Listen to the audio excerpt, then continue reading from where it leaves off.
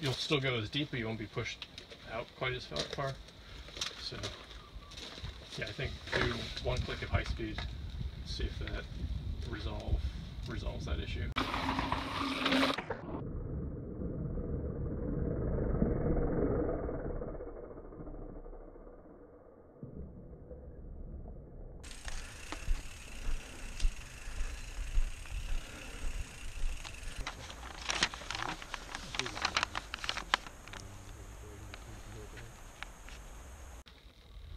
Oil's going to go through your main high-speed stack, and also how much goes through that bypass port at through the TPC plus shaft.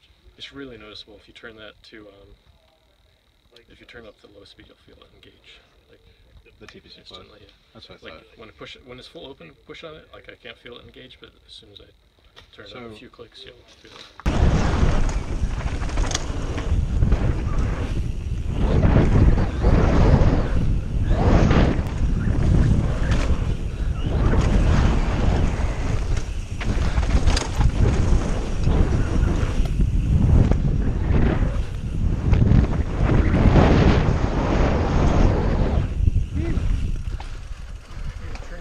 Down to about a 4 or 5.